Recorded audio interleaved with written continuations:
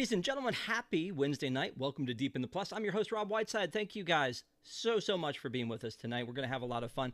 If you have not already, please subscribe to WDWNT TV and also give this video a like as it helps people to find us. We are going to be talking about Into the Woods tonight with this lady. It's Allison. How are you? I'm doing well. How are you, Rob? I'm really good. Thank you. Thank you for picking this, by the way. This is something we've been kicking around for a long time, is the idea of doing Into the Woods. And you were like, hey, I think it's about time that we pull this one out. Now, keep in mind, we are not doing Into the Woods, the sing-along, because I did not get instructions from you to do a sing-along, and nor did I sing along to this musical. You didn't. I didn't. I didn't. You know what the children's song? We'll talk about it later. But there was a couple of them that I went, hey, you know what? Why do I know this one so well? I feel like I really know this one so well. So I want to ask you, what drew you to this? Is it because you love the original? Is it because you love musicals? Because I have some afterthoughts after you tell me why, that I want to hit you up with. So why do you like this one? Why'd you pick it? All of the above. I love musicals. I love Broadway. I really love Stephen Sondheim. And I like this particular piece. I saw it first on Broadway in 2002 with Vanessa Williams as the witch. And I had never seen a production of it before, and it totally captivated me, and I was obsessed. And so I was thrilled when the movie came out and saw it opening night, which I never ever do, but I was really excited about this. So yeah, I wanted to do this do this movie on Deep because I love the show, I love the music, I love Sondheim.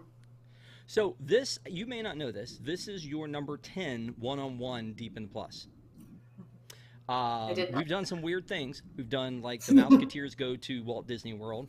But a lot of the stuff that we've done, and this is where I'm blowing you up a little bit. A lot of the stuff we've done has been princess based. I know you've said in the past you love Cinderella, and I know that we did the Princess Diaries, and you were on a panel where we did Ever After, and we did Anastasia. So I mean, do you have an affinity? Do you think for the princess stuff, or is this just the stuff you grew up with? that's a really good question. I think Thanks. it's That's why I because get you've got I get the no bucks, is to ask these very important questions.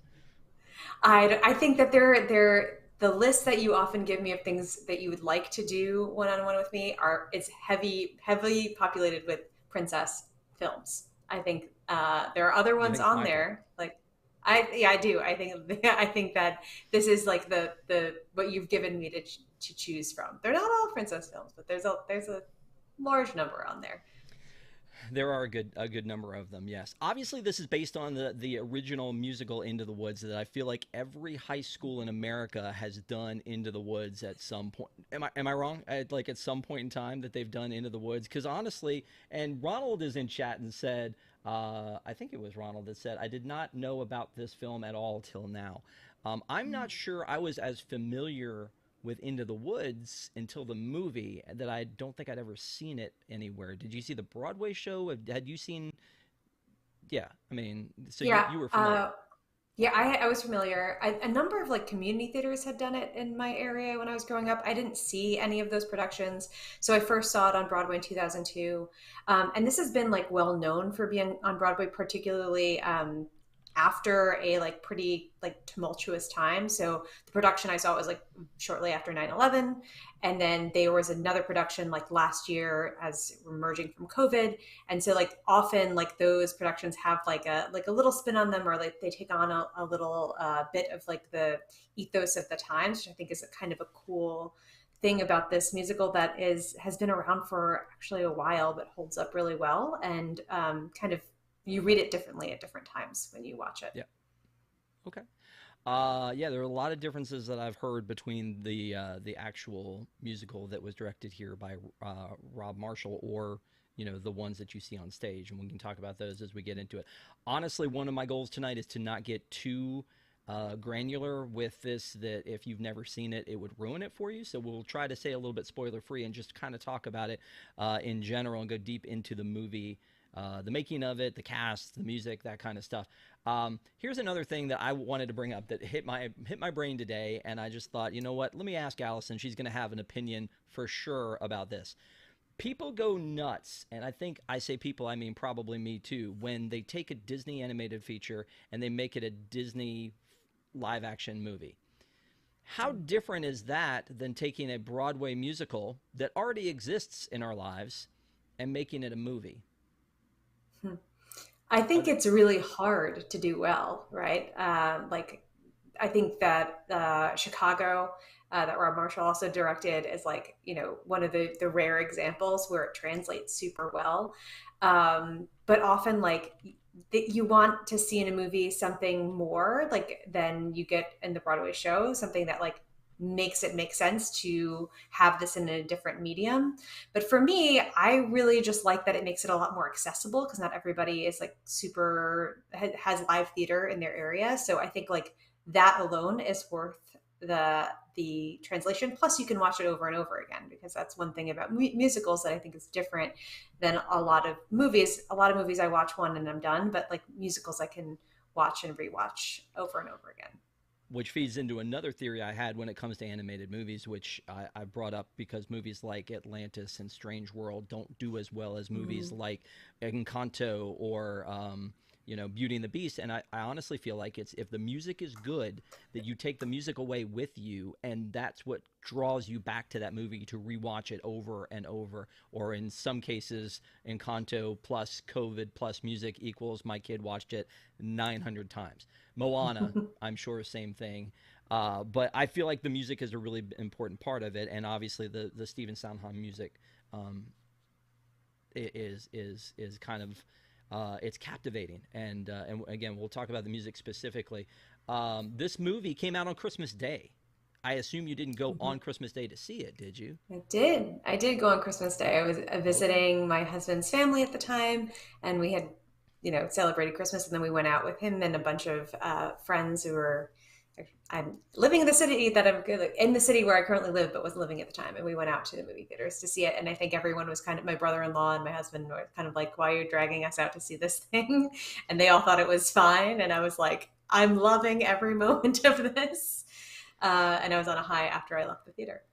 I mean, I was looking forward to it, and I'm pretty sure that I saw it around Christmas. I definitely saw it within the first week or two of it coming out, but it was in 2014. But I don't think I saw it on Christmas Day. I'm too busy counting pops on Christmas Day. I need to stay home with my stuff. I'm still a kid. I want to stay home with my stuff on Christmas Day. But anyway, it came out Christmas Day 2014. It was a PG movie, which is interesting because I do think there are some kind of dark times in this movie. But the one thing that worries me when we start looking into musicals, and when you were saying, "Hey, we're going to do Into the Woods," I was like, "Ah, man, musicals are always so long." And then I went and looked at this runtime, and almost like with one eye when I pulled it up, and it was like 2 minutes or 2 hours and 6 minutes, and I went, "Huh." I can do that. Yep. Nope. That's not a problem. And again, I've seen it before, but every time we do a Deep in the Plus, we always want to go and know the source fresh. So I went in and watched it. I was actually kind of shocked because I remember this movie. I feel like being much longer, and part of it to me is the fact that it's so happy in through half of it, and then you hit that middle part, and then it's so sad, and I don't like sad. So I think that's probably why it felt It longer to is me. like But three distinct acts, really. So that like makes it feel like you're experiencing more than 2 hours of movie, I think. yeah. One other thing that drew again until and I swear we'll get into the cast because the cast is amazing, the music is fantastic. But before we get into that, one thing that is a parallel that I drew, and I don't know if you did or not. I was a huge fan of the ABC show called Once Upon a Time, and to me, this has a lot of the same vibe as Once Upon a Time. You're taking all the fairy tales that we know and love and grew up with, either through Disney or through, wherever we grew up with fairy tales, and you're tying them together as if they all live together, as if they all exist in the same time space village, and that's what we have here with this, is that Cinderella is in the same time and space as Jack and the Beanstalk, is in the same time and space as the Little Red Riding Hood and Rapunzel, and all of them are in the same space.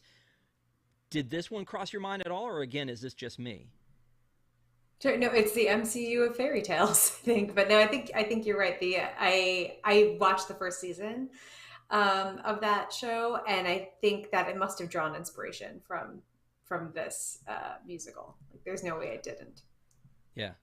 Because again, I'm just, that's what I'm thinking, is it's a different type of a take on the fairy Hmm. tale, and that's the thing, is this is like, these are characters we already know, and so it's an easy grab, I think, to get us pulled in if it's a character we already know. Maybe that's why there've been so many tellings of Snow White or Cinderella that we continually see over and over again. I feel like that if you pull up Disney Plus and you type in Cinderella, you're going to get at least 8 things, especially after the merger with Yeah. Fox, because of the Rogers and Hammerstein and the, the original one and the spinoffs and the live action, and they're all in there. So yeah, it's I, easy because we know these characters and we already love them, and now you're gonna show us something a little bit different. sure. And I think that like a musical like Wicked probably might not have gotten produced, but Mm. like if had not been for the success and staying power of a show like Into the Woods, or maybe it like had a lot, made it had an easier time to sell that kind of storyline because of Into the Woods. I think it certainly paved the way.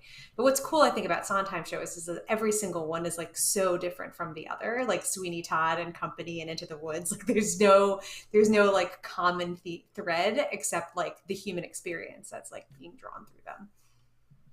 So we'll talk about the music in a second, but I want to talk about the cast first, because I think that's what got me excited about it in the first place, is that, the cast was right on time. Sometimes you go and you get a cast that is a little past their prime and you bring them in, their B list or whatever, or sometimes you get them before they've broken. I feel like in the most cases, this was when 2014, this was the right time for all of these people, with Anna Kendrick and Chris Pine, and obviously Meryl Streep. When I'm looking at this Mhm. movie, though, to me, Meryl Streep is the star, not just the biggest star, but is like the main focus that ties them all together. And it, again, is absolutely amazing. There's one of those things that I think that everybody says, just like Beyonce is amazing, no question. Meryl Streep, everyone's on board. No one says, you know what, some of her work's a little iffy. I think that she's one that gives it everything she's got, no matter what. And in some of the behind the scenes, one of the things I saw with her interview was that she said that around the time she hit 40, she was asked to do 3 different witches in 3 different movies, and she's like, "Oh, this is my life now. I'm the old witch at this point," and that she didn't do any of them, but that when this role came to her, she was very adamant that she wanted to be a part of it, and that she was. That they didn't do a lot of makeup for her as the witch, and that they made like a little prosthetic chin and the teeth, and like did something with her forehead, and that was about it. So Is that I because she think, wanted to like emote more and like you could see like the acting? Because yeah, I yeah, mean she's unreal. I think she does steal the yeah. show, and certainly like all the critics like that was the standout performance among many really excellent performances in the show.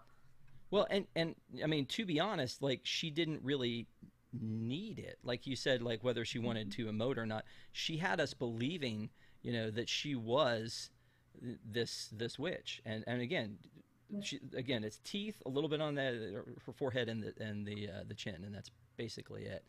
Um, and the witch's story is, as I said, it's the one that kind of ties all this together, right? It's where we have the opening song and we're meeting all of the characters for the first time, but it's, she has to have all of these ingredients to make this spell work, and everybody gets what they want. And again, trying to kind of avoid a little bit of specifics about all that, but she needs to get these 4 things, but she needs them in 3 days when this rare blood moon happens. Here's problem number one that I have, Allison. The blood moon, she knew it was coming. Why does she decide to start unwrapping her plan when there's 3 days left? I mean, shouldn't she be like, now we're all in a panic because we've only got 3 days? She could have been working on this all along. I see there is a problem. There's a flaw. No, You're right. That's a big gaping hole in the plot. I knew it. I figured it out. Absolutely. Oh, there'll be more. There will be more. Um, Johnny Depp. Have we Hmm. forgiven Johnny Depp? I don't know. I was Do just starting to watch the Netflix documentary about the trial. I don't know. I think we can separate the art from whatever the evaluation is of the person. But yeah, he's great in this. He's like the I perfect wolf. Yeah, well, and again, I love Johnny Depp. I want to be able to love him. I want you to write me a note that says it's okay to love him. We all feel like maybe like justice for Johnny, that Amber Heard was in it for some like a minute of fame, but again, who knows? I don't have that information. I want it to be okay for him to be back in the business though, because I feel like we've forgiven a lot of people. We've forgiven, Robert Downey Jr. and the path that he went down, and now look at him. So I want this to be okay for Johnny. Like, please let me be like, because again, as the Wolf was amazing, and at the time it was like, are you kidding me? Johnny Depp's in this and he's singing, And I think Hmm. I was having a conversation with somebody on Twitter about that when I posted about this, that he does sing. I mean, he has a band. He's had a couple, and so I feel like he was a great part for that. And then obviously James Corden was interesting to me. I don't know the source material or how the plays work. Is he the right Baker, or was it just we want James Corden in this? I actually think he fits the character really well. It's supposed to be sort of like an everyman and like I mean, somebody who's like not remarkable, almost like a Willy Loman kind of person. And I think James Corden like sort of embodies that. Plus, he can sing. And I think the reason that they chose him was, I think at the time he was just doing the launching the carpool karaoke segment that he used to do on his show. But I think. Is it okay to like James Corden again? I think no. I think he's more canceled actually than Johnny Depp. I didn't say please let me love James Corden. I said was he the right one for this role? I need I think permission yeah. for Johnny Depp. I think Yeah, he was passable, like right in the role, like he fits like exactly what you would cast, and he played it competently. But I wouldn't say that like of these amazing standout performances, I don't think like James Corden is one of them. But like it is fine. It was one of those things where when you see like movie musicals, like would you rather see Anne Hathaway as Fontaine, or would you rather see like whoever is like been like the best Fontaine on Broadway over the last 30 years play that role. And sometimes like it is nice in a movie to see an A-list celebrity who can competently sing. And other times it's really nice to see like somebody who is like a seasoned theater actor. well, and clearly, if I may say, the Baker has outkicked his coverage with Emily Blunt. Is that fair? I mean, again, so the Baker, I'm sure he's a wonderful gentleman. But Emily Blunt plays the Baker's wife, and that's the role's name, right? The Baker's wife. Hmm. So there's the That's Baker right. and the Baker's wife, and that's the role that they play in here. So, yeah, I mean, I think she does a great job in this. This was pre Mary Poppins Returns, where she works with Rob Marshall again in a musical, and in seeing some stuff behind the scenes with her, she talks about how she was very afraid to sing in front Wow. of all of these very famous people, and that she knew she could, but she wasn't really sure how it would come across, etc. So I think she does an amazing job, and maybe it's just because looking back on this, I have already seen her in Mary Poppins Returns and know that she has those chops, and can carry it like the whole movie. That she, obviously she's going to be okay to sing in this one. That it's going to all work out. Um, It's probably and helped then her get cast as Mary Poppins and can like convince herself and Rob Marshall and Disney that she could do a role like that. But I would say like she's so good in this role that if we're saying that Meryl Streep is like by far the standout, like second is definitely Emily Blunt. yeah, yeah. I see them still. They were talking a little bit in the chat about about the once, and Rumpelstiltskin was a creep in that. Yes, yes, Jarrett, he was very creepy. Yeah. Mr. Gold was the worst. Anyway, when when I'm watching this also with Emily Blunt, I'm thinking, I guess she had a contract with Disney, because this and Jungle Cruise and Mary Poppins Returns, those are some big blockbuster movies that they put her at the helm of, really. So, I feel like they probably got in early on that one and held on to her for that.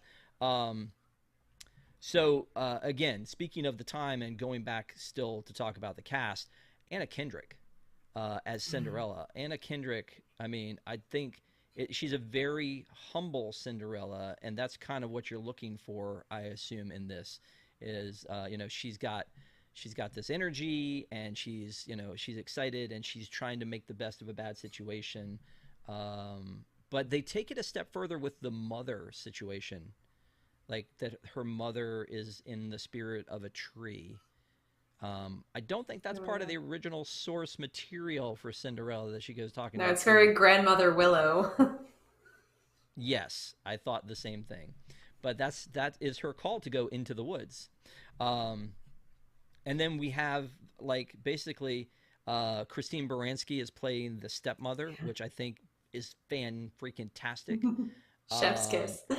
exactly. And then in that opening number, uh, I guess it's called what Act One.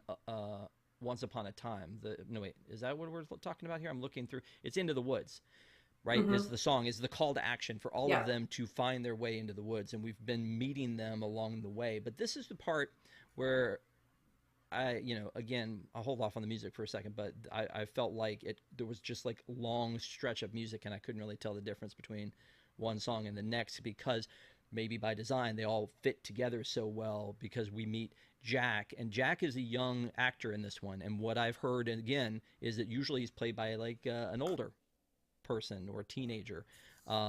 Jack was 13 years old, the Yes. actor in this But one. I think that's like because, well, the material is like so adult, but I think it's also like because to acting on like there are rules about acting on Broadway. Doing a Broadway show is like incredibly grueling. The show is normally longer than 2 hours, and you need like the kids to be able to stay on stage that long and not have labor issues. I think like he's supposed to be naive and still be a boy, so I think it makes sense to cast a child. Yeah, and the same as Red, like Little Red Riding Hood. We Mm-hmm. have a child playing a child, which makes sense. So you've got the two of them, and then we've got Tracy Ullman as Jack's mom, which I think is the same thing again. It's the baker's wife, and Jack's mom. We don't need to know who they are, right? That's not a big thing. I love Tracy Ullman. Tracy Ullman had a singing career back in the day. The Tracy Ullman Show was where The Simpsons came from. That's I think right. she's great. I think when you get to see her in something, she really does the job right. The whole thing when she's bowing to the carriage as Christine Baranski and her step and her daughters are coming by and the mud in the face and that kind of thing. Like she just knows how to play it. She's just like an amazing comic actress. So I think she's a great piece in this puzzle. And then as we go along, we meet Chris Pine, and Chris Pine. I don't know if you felt like this because I know you're a Star Trek fan. Do you feel like he was more than in Star Trek channeling William Shatner in Being the Prince? I didn't think about that, but that's exactly what he's doing. It's like Agony. perfect. I mean, yeah, it's this overacting thing about I I am mean, yeah, the that's the prince. purpose of. I mean, it's the purpose of that musical number. Agony is always like completely over the top and ridiculous, and I actually think they do a good job of being restrained for the first like verse of it, and then like just like layering on one on top of the other, getting like a little bit more ridiculous. But yeah, I didn't think about it as Shatner, but now yeah, that's exactly what it was. I mean, yeah, exactly. It felt like he was channeling Yeah. Shatner more so than when I see him in Star Trek. But I think Chris Pine Hmm. is one of those guys that like I think he's great. I don't know why I would say that because again, he hit at a weird time in Hollywood. There was a weird Chris overload in Hollywood. There That's was right. Chris Evans and there was Chris Hemsworth, and then here comes Chris Pine. Hmm. Didn't do Marvel like the big leagues and all that kind of stuff, but Star Trek. I mean, he helmed the Enterprise, and that was pretty amazing. I think he did a great job with that. He Some of his did. comedy stuff I think is really good. But yeah, I am a huge fan of Chris Pine. I think he does an amazing job in this one. So again, a great cast that they put together for this one. I'm trying to think if there was anybody else that I kind of missed. Lucy Punch as one of the stepsisters. Let me hit you with this one. You ready? Uh-oh. Issue Okay. two. Why does it feel like Cinderella's stepsisters have different names in everything they're in?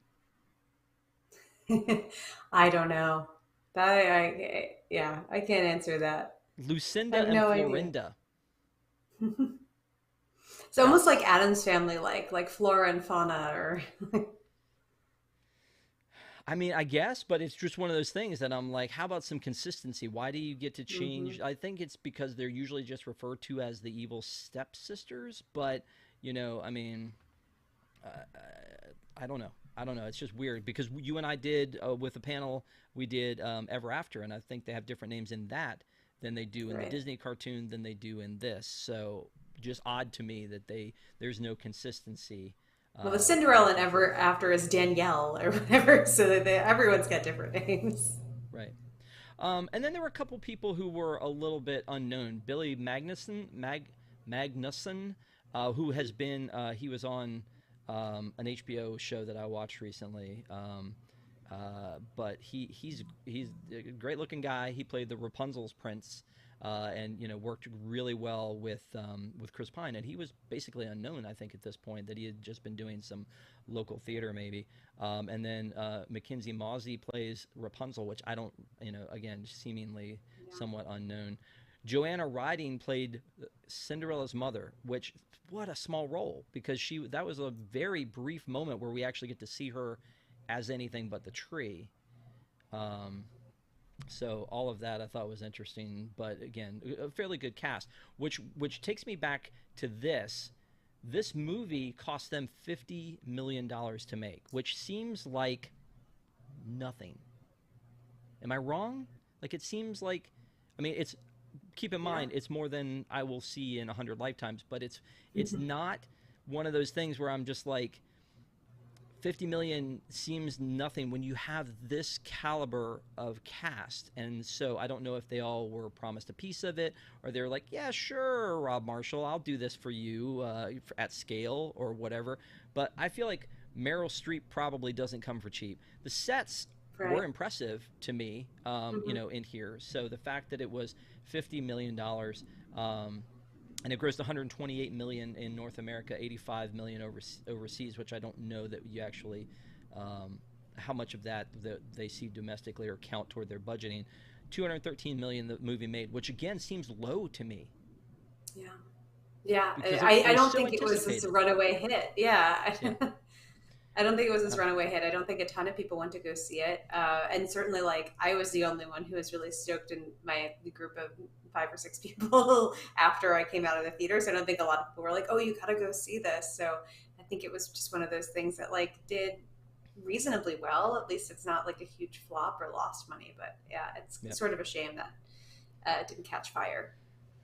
Okay, so let's get into the music. When you brought up Wicked earlier, before I Mhm. had even seen Wicked, Defying Gravity was in my in my playlist. So I don't know that there were any of these coming into it that I felt like were that. So you, I think, have more familiarity with it. Are there some of these that are like super well known? I mean, Into the Woods is the only one that I know that I feel like, and maybe it's because of the repetition that once you hear it once, you feel like Mhm. you've heard it a million times. Into the Woods, Into the Woods. Like, I mean, is there one that stands Yeah. out?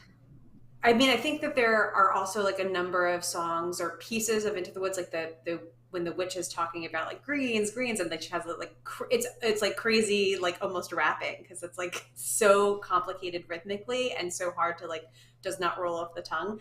I mean, I think there's like one of the lines like I wrote down from that song also like lyrically so complicated. It's like while the withers wither with her, like just like to spin this, it's like absolute poetry, and then also like really hard, like it's all kind of a tongue twister. So I think that particular piece of the song is sort of like if you do musical theater, like you you learn that because it's like so hard to nail well. And it's amazing Meryl Streep does it because she's not a singer, but she's like captivating and amazing at it. But I think you're right that there's not like a like people who are not particularly into theater. I don't think it has like the like big show stopping number. Like Agony is pretty popular, and uh, I need the titles in front of me, but the Little Red's song is also like pretty famous. That's one a lot of people know because, and but I think it's not necessarily because the songs are like hit so well. Oh, thank you. This is really helpful. So See these. Oh Prologue into yeah, the I Woods. Know Things Now is one. Steps of the Palace is another one. Giants in the Sky is like probably one of the prettier songs, where like melodically. But I think like a lot of these things are famous because they're rhythmically complicated, or they are the lyrics are so succinct, like he's so sparing with the words that he uses, but like nice is different than good. Isn't it nice to know a lot but a little bit not? Like these are like really complicated like revelations that Little Red is like going through the first time, and just like I don't know 6 or 7 words, like it's encapsulated. So the songs are known for that, but not for like, oh, we're going to be humming this down the street. Okay. Yeah, so I mean, and Stephen Sondheim passed away just not even 2 years ago. So at least he got to see this movie come to fruition and work on it. Again, looking behind the scenes, there were a lot of the songs that he tweaked for them. Like, again, listening to Anna Kendrick talk about it, she was saying that there were some of them that she would be in the middle of a recording session and he would walk in with more pages. And it's just like, you just made something new. Stephen Sondheim just made something new for her at that moment, is kind of amazing. So, I'm glad he got to see that. I'm glad he got to be a part of that. And then, as I said, he passed away in November of 2021. So this came out 7 years prior to that.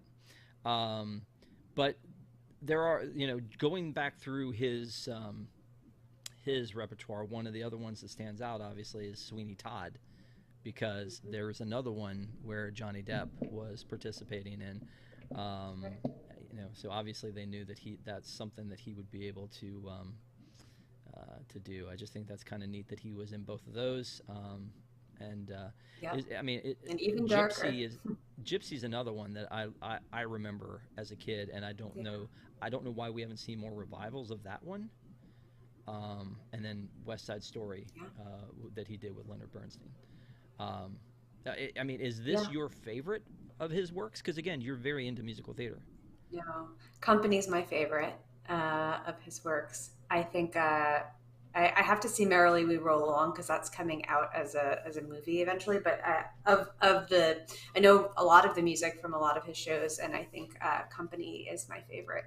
It's sort of a sleeper hit, but I guess it's got a lot of the things that I really like. Again, it's really amazing, succinct encapsulations of like human emotions and struggles that people go through internally. And companies that there's actually, if you go on YouTube, there's a rendition of Company with Neil Patrick Harris in it, and Patti LuPone, and like Christina Hendricks is in it, and it's like free and streaming on YouTube. So I highly recommend watching it there. I think that's the only place you can see, because it's not they've never done a movie of Company, and it's not often produced on Broadway. So.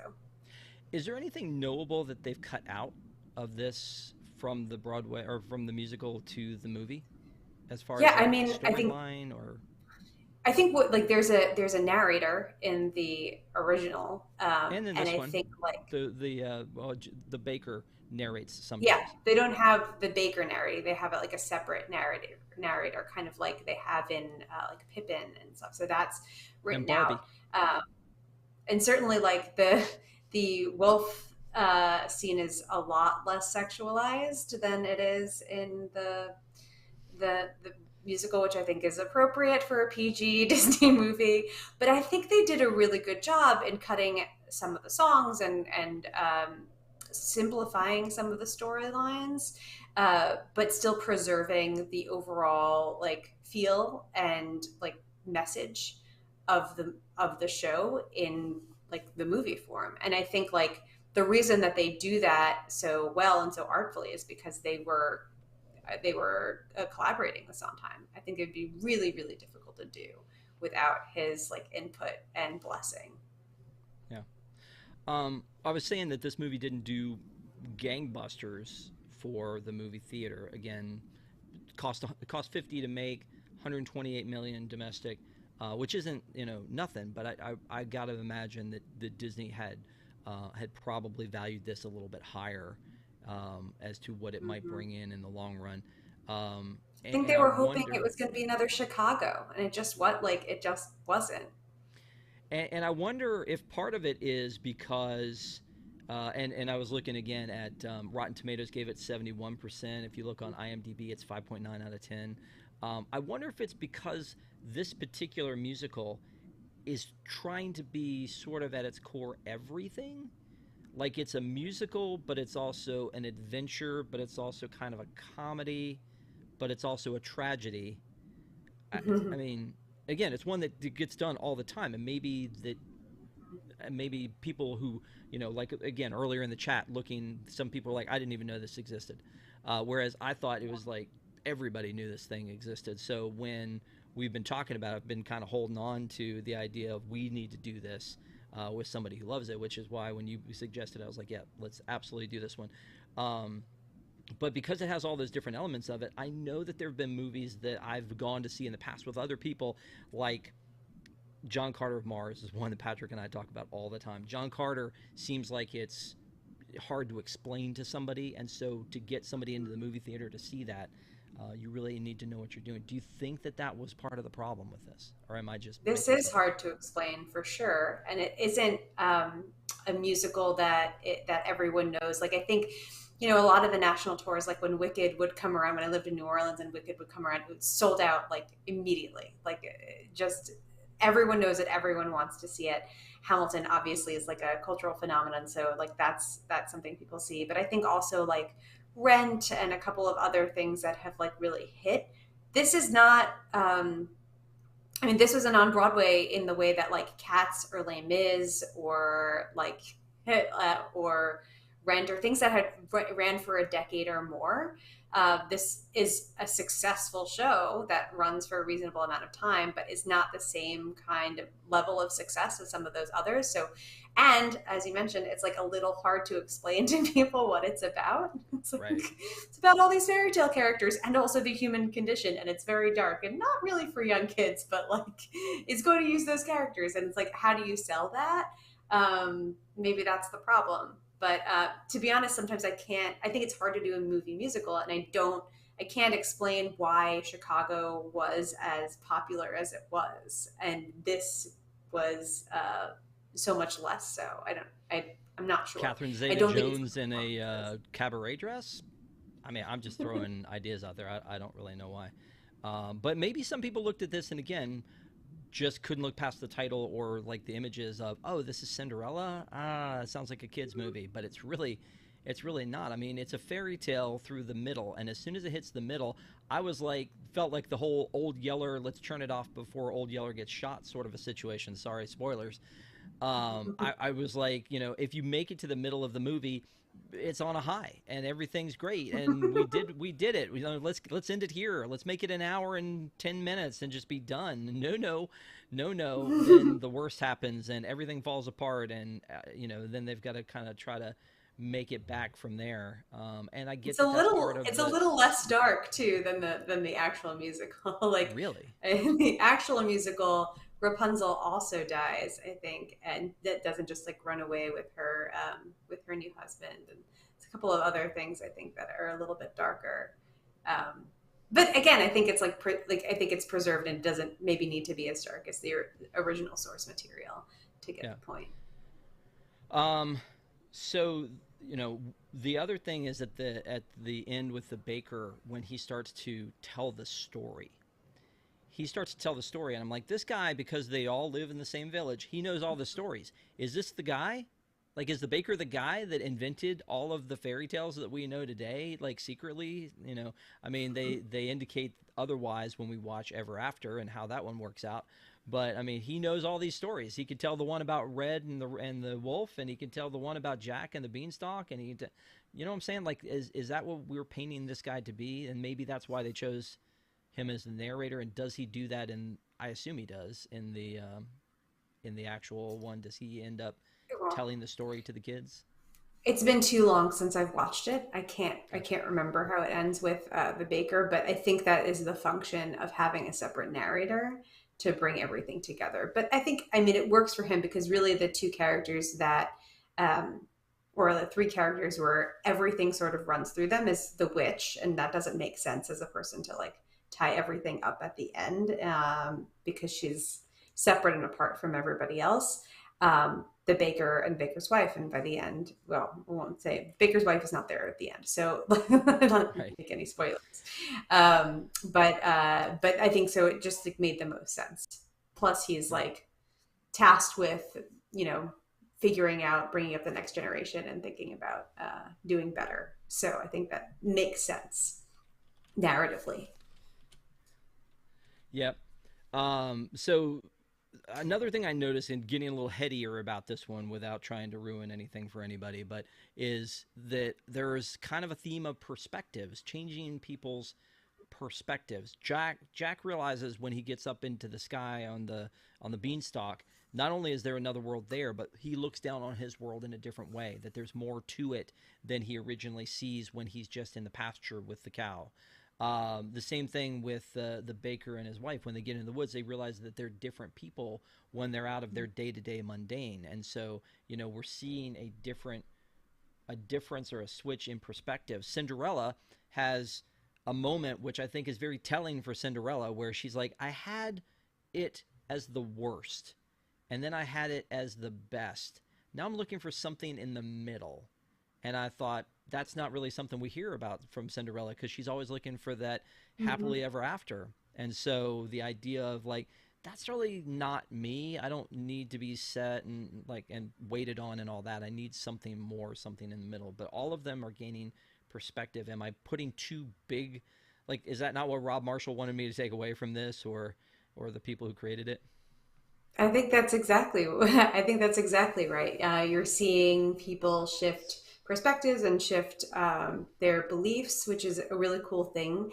That's like a creating a character arc, which is hard to do in a musical because often you have just sort of like a stock character, but you have real character development in here, and also like a lot of conflict, internal conflict. So whether they're like not making the most ethical or moral decision, but you're sort of seeing why they're making the decision, like attacking Cinderella for her shoe, like you, or when the baker's wife sleeps with Chris Pine, like it's like, oh, this is sort of out of nowhere, but you're sort of get to hear the internal justification of those kinds of behaviors, and then also of like figuring out later how to move on and like do better. And I think that's really powerful.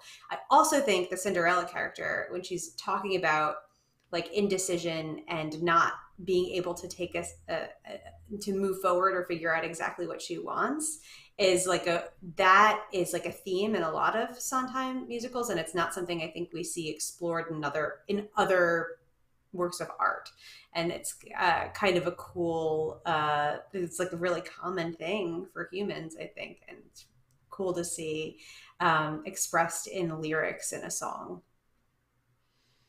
I yeah, I think it's really there's a lot of interesting themes beyond that, like with the prince, where he says, I'm not supposed to be sincere. I'm meant to be charming," and it's like, huh, Yeah, hmm, but he doesn't okay, actually grow, he's just like self-aware, which is kind of fun. yeah, just self-aware. Okay. Um, Honestly, there is just some really neat arcs for some of these people, but one of the ones that I can't I have a problem with is Red, because I feel like she's the one who goads and they mention that in that one song, like, this is your fault. Did I do that right? This is That's your my fault. daughter's favorite song, by the way. She asks for it in the car all the time, and she's like, "Can you put on the song where the grown-ups argue?" I mean, she's stealing all the food in the beginning without any, any remorse. She goads. She won't give the, although he didn't ask for it in the right way, but she won't give the baker the cape, and then you've got Hmm. the whole deal with, with her um, and the wolf, but then her goading. Um, Jack into climbing back up the beanstalk and getting the harp because she doesn't believe him, and she double dog dares him, and he goes up and does it, which then Hmm. brings back the other giant, which then it causes the problems. So it's just like, I'm not really She's sure that's 100% good. the most annoying character. Okay, Like, just making sure it it's wasn't just me. and in the show, it's more like in when you see a stage production, it's more annoying because it's played by an older person. So it's like like when the person is 16, 17, 19 years old playing Little Red, it's all the more obnoxious that she's like stealing food and just like her song too is like as she's like skipping through the forest is annoying, and her voice is often, if you listen to the original from the original soundtrack from like I don't know 77 or whenever the original Broadway one came out, I'm not sure what year, uh, it's like grating to hear her sing. But I think in these later, because that's like annoying in a lot of later productions, she's like kind of a sweeter voice. But the original productions, like the voice matched the character. Um, Well, Little Red. Every time you say Little Red, I just hear Little Red is okay from the Kilimanjaro Safari. from Like I'm not, and I know we're talking about the Little Red Riding original. Hood, but yeah, Little Red is okay. That's what I keep thinking. Um, I don't know. Again, $50 million to make this movie. The sets of it are, I think, pretty amazing. I'm not Yeah. sure. They do a good job of making me not know where the green screen is versus when they Hmm. did some CGI versus what was practical. But when I was watching some behind the scenes, one of the funnest scenes that I found was this one with Anna Kendrick, which is the scene where the prince seductively, maybe I don't know, rolls her stocking off and puts her foot in the shoe, and you can see like I don't know where I felt like I was when I was watching this movie, but I certainly didn't think I was here with this weird carpet runner and like sandbags on the side and all of that. So This I mean, campsite, yeah. yeah, and I think that the original Hollywood Studios, Disney Hollywood Studios, was all about telling about the making of movie magic, and we've kind of lost a lot of that because a lot of times the making of is a big, huge green screen, and that's it, like The Jungle Book. Hmm. But in this one, I really think they did a good job of not making it seem CGI, not making it seem. It felt like a fairy tale to me. I mean, is that cheesy? Yeah. I mean, they did a really good job of setting up. This is that world. Yeah, there's something about it reminds me a little bit about like there was like a movie about the Brothers Grimm like in the late 90s or whatever, and it was also like sort of this really super deep dark forest, but like very very believable that that's exactly where they were. I also like when they have the handful of times they have like sweeping views. So after Agony, when you see like they're on that like ridiculous waterfall, but then like it kind of pans out to what you see. It's like actually really stunning landscapes, and it's really hard to tell like what's fantasy and what where they've blended with actual footage. Yeah. That whole scene seemed unnecessary, and yet I needed it to be in this movie. I mean, that was really funny. Same thing with this scene is kind of funny as he jumps out the window, but it's like it's not as it seems. I thought that was very well done. It's pretty funny. In general, I think the movie looked good. I think the cast was amazing. The music was enjoyable. And so again, it takes me back to that whole what did it miss? What was it that didn't quite land right with audiences that either they didn't come back or what? Because some people it does, and I guess my thought for you here before we give final thoughts, because we're approaching that moment right now. My Mm-hmm. thought for you here is, and you can hold this off to later, is do you like this movie so much because you like the original source material, or do you like the movie for the movie? Because I didn't see the original source material. I like it for the cast, and I liked Mhm. the story was interesting, but it was kind of a lot to take in 2 hours. So Mhm. just, do you want to answer that now, or you want to hold? I don't know. I've set you up You again. posed I'm it. sorry. I'll answer it. Okay. I think I like it for both.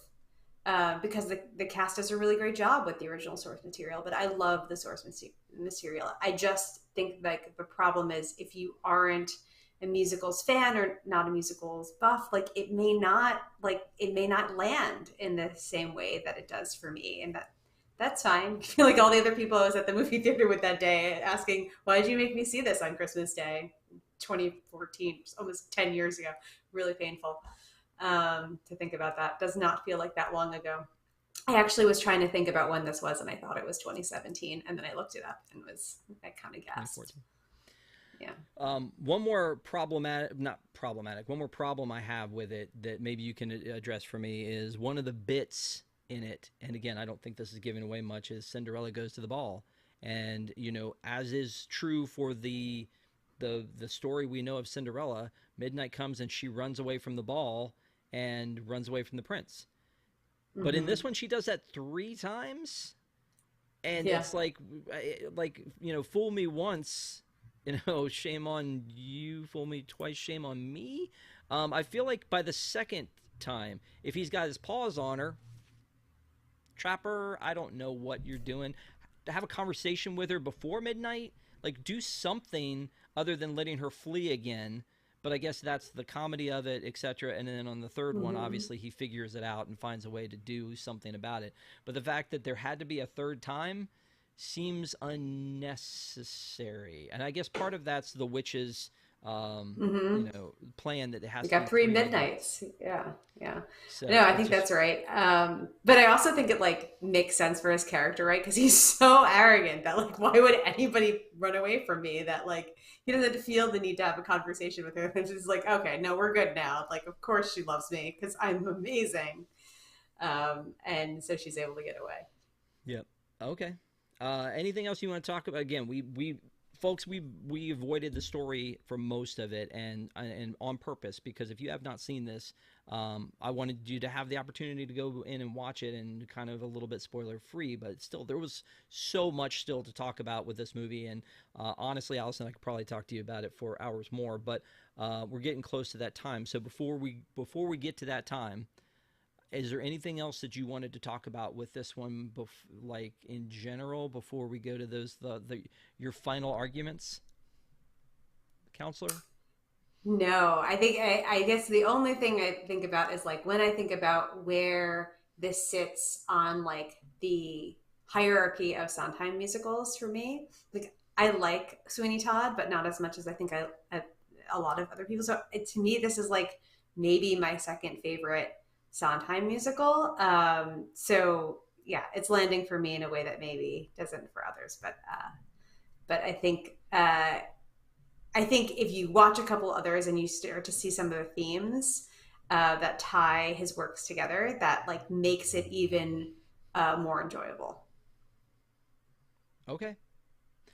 I and Desi's in chat. She's gonna be mad that I'm saying this, but I'm letting you off the hook with trivia. We're not doing trivia on this one tonight. I don't know if you came loaded for bear and ready to go, but I think part of it for me was a lot of the things that I would have brought up are in the music, and I didn't know how well you knew the music, so I felt like, let me not necessarily go there this time. So again, no trivia hit on this one, but. I would like to mention that next week we'll have a show with my friend Maleko. Some people have reached out because of the fires in Hawaii and asked how Maleko and his wife Lauren are doing. They're doing fine. They're on a different island. They're in Honolulu, but our hearts go out to the folks and the devastation that was had in Maui. And so luckily he was not part of that, but I know he is heartbroken for the loss of life as well as the loss of the history that happened there. So, but he will be doing a show with me, and I said, buddy, pick whatever you want to. And for some reason, his mind immediately said, "Have you done Turner and Hooch?" And I was like, no. And he goes, "That's the one I want to do." And I was like, "All right, buddy, you got it. We're gonna do Turner and Hooch." So next Wednesday night for Deep in the Plus, we'll do Turner and Hooch.